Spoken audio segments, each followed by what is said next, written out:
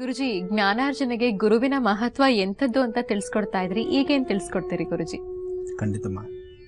ಗುರುಗಳ ಆಸ್ಥಾನದಲ್ಲಿ ಗುರುಕುಲದಲ್ಲಿ ಪಾಠ ಅಂದರೆ ಅದು ಬಹಳ ವಿಶೇಷ. ಅಂತಹ ಗುರುಕುಲದಲ್ಲಿ ಪಾಠ ಕಲಿತಂತಹ ಮಕ್ಕಳು ಯಾವತ್ತಿಗೂ ಉನ್ನತ ಸ್ಥಿತಿಯಲ್ಲಿರ್ತಾರೆ, ಉನ್ನತವಾದಂತಹ ಸ್ಥಾನಮಾನವನ್ನು ಸಂಪಾದನೆ ಮಾಡ್ತಾರೆ. ಮಕ್ಕಳು ಒಟ್ಟಾಗಿ ಗುರುಕುಲದಲ್ಲಿ ಪಾಠ ಕಲಿಬೇಕಾದ್ರೆ ಅಲ್ಲಿ ಜಾತಿ ಮತ ಭೇದವಿರೋದಿಲ್ಲ, ಜೊತೆಗೆ ಮೇಲು ಕೀಳು ಅಂತಕ್ಕಂಥದ್ದಿರೋದಿಲ್ಲ. ನಾನು ಶ್ರೀಮಂತಿಗೆ, ನೀನು ಬಡವ ಬಲ್ಲಿಗ ಎಂಬತಕ್ಕಂತಹ ಒಂದು ಯಾವುದೇ ರೀತಿ ಇಲ್ದಿರ ಪ್ರತಿಯೊಬ್ಬರು ಸಹಿತ ಗುರುಗಳ ಸಮ್ಮುಖದಲ್ಲಿ ಗುರುವಿನ ಮಾರ್ಗದರ್ಶನದಂತೆ ಗುರುವಿನ ದೃಷ್ಟಿ ನಮ್ಮ ಮೇಲೆ ಬಿದ್ದಾಗ ಆ ಗುರುವಿನ ಮಾರ್ಗದರ್ಶನ ಇದೆಯಲ್ಲ, ಅದು ಮತ್ತಷ್ಟು ವಿಶೇಷ.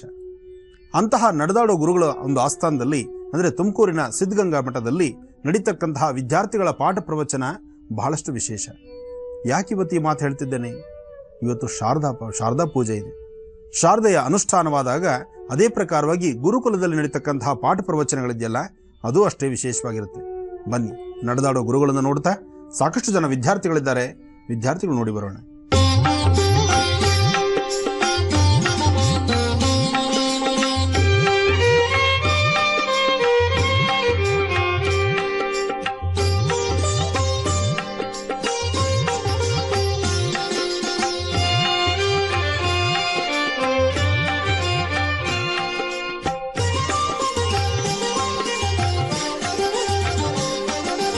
ಹೂವ ತನ್ನಿರಿ, ಎಲ್ಲರೂ ಹೂವ ತನ್ನಿರಿ, ಎಲ್ಲ ಹೂವ ತನ್ನಿರಿ.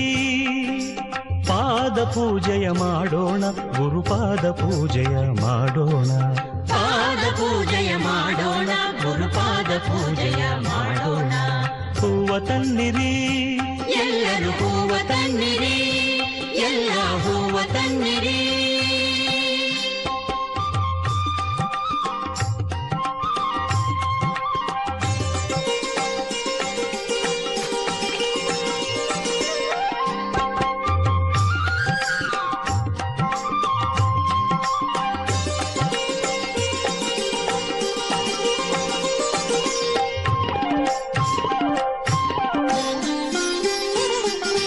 ತೋಂಟದಾರ್ಯನೇ ಸಲಹು, ಯೋಗಿ ವರ್ಯನೇ ಸಲಹು.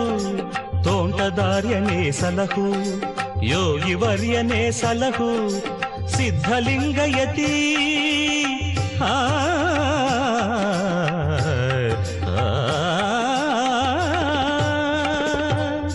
ಸಿದ್ಧಲಿಂಗಯತಿ, ನೀನೇ ಎನಗೆ ಗತಿ. ರಕ್ಷಿಸೆಂದು ಬೇಡಿಕೊಳ್ಳುತ್ತಾ ಪಾದ ಪೂಜೆಯ ಮಾಡೋಣ, ಗುರುಪಾದ ಪೂಜೆಯ ಮಾಡೋಣ. ಹೂವ ತನ್ನಿರಿ, ಎಲ್ಲರೂ ಹೂವ ತನ್ನಿರಿ, ಎಲ್ಲ ಹೂವ ತನ್ನಿರಿ. ಪಾದ ಪೂಜೆಯ ಮಾಡೋಣ, ಗುರುಪಾದ ಪೂಜೆಯ ಮಾಡೋಣ. ಹೂವ ತನ್ನಿರಿ, ಎಲ್ಲರೂ ಹೂವ ತನ್ನಿರಿ, ಎಲ್ಲ ಹೂವ ತನ್ನಿರಿ.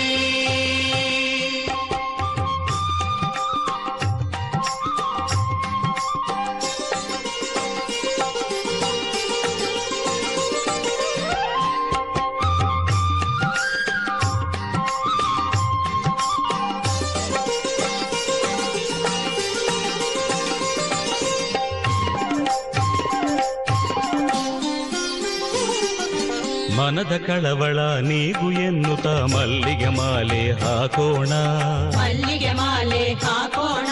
ಶಾಂತಿ ನೆಮ್ಮದಿ ನೀಡು ಎನ್ನುತ್ತ ಶಾಮಂತಿಗೆ ಹೂ ಹಾಕೋಣ, ಶಾಮಂತಿಗೆ ಹೂ ಹಾಕೋಣ.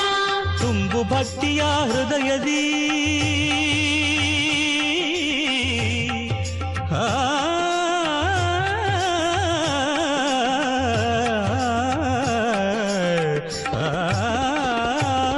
ತುಂಬು ಭಕ್ತಿಯ ಹೃದಯದಿ ಎನ್ನುತ್ತ ತುಂಬೆ ಹೂವನು ಹಾಕೋಣ, ತುಂಬೆ ಹೂವನ್ನು ಹಾಕೋಣ.